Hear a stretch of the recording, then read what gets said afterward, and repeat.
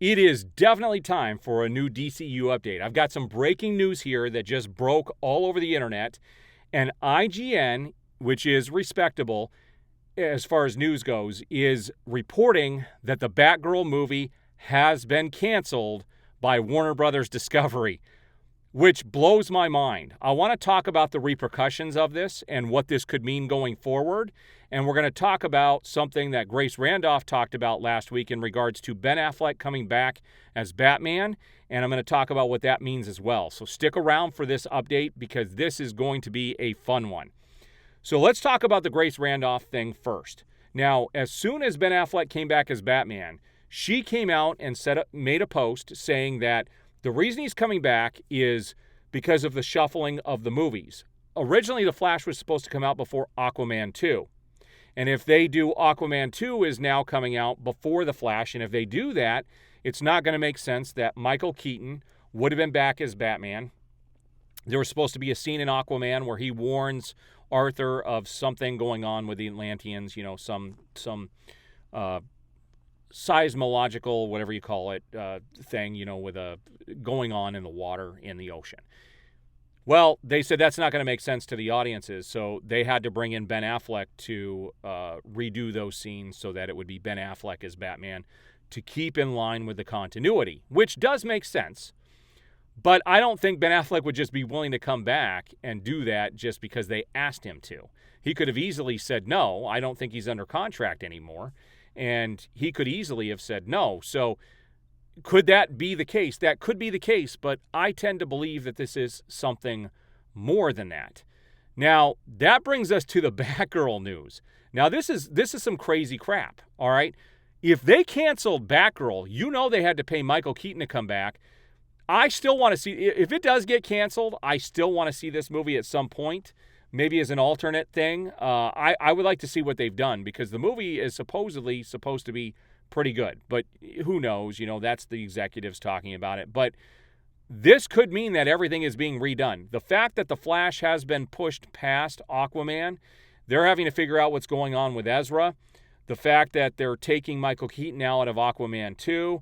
This Batgirl thing could be another sign that, hey, they're just done with everything that was going on at Warner Brothers, and they're going to do a massive turnabout and correct everything that's been going on. If that happens, this is another one of those things that is, I think, great news in regards to restoring the Snyderverse or possibly bringing Henry Cavill back to play Superman. All of these things are a step in the right direction.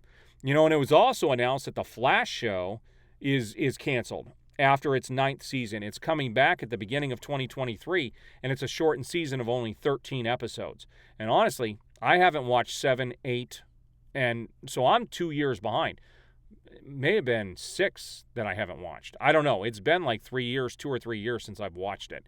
So I'm probably going to go back and catch up on those episodes. Out of all the Arrowverse shows, it was probably my favorite, but it looks like it's suffering kind of the same thing that Arrow did, where they started bringing in just way too many people and it just got too big for what they were trying to do.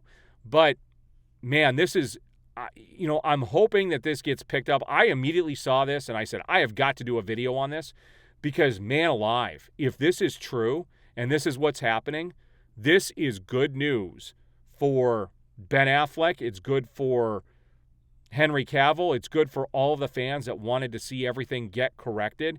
And it also, I think, opens the door for David Ayer's cut to get released too, of the Suicide Squad, because David Ayer's cut was butchered and completely changed. And there was stuff in there that directly tied into Zack Snyder's Justice League. So you could watch Batman versus Superman. You could watch Suicide Squad, and then you could watch Justice League all in a row, and all of these things would fit together nicely. As of now, you have Man of Steel that goes into Batman versus Superman that ties directly into Justice League. But the Suicide Squad movie was something that was in between there that did actually tie into those movies originally, and he's talked about that. So there's a lot of things moving right now. Like, I can't believe, since I did that video where I was just really upset after the San Diego Comic-Con and Warner Brothers patting themselves on the back, this is a big, things are changing. There's definitely some things moving behind the scenes, and bringing in Horn to take over, looking at the stuff that he's done in the past. He was the guy that originally brought in Nolan to do the Dark Knight trilogy and the whole Harry Potter franchise. So they're bringing in the right people into the right positions to make things happen. So we've got a lot to look forward to. Hopefully they do they haven't announced if they're going to do a fandom this year, but if they do, man alive, I think we're going to see some pretty big announcements. So hopefully that's what happens. What are your guys' thoughts on these developments, and what have you guys seen out there? I look forward to the replies. I do appreciate the support, and we will see you guys on the next video.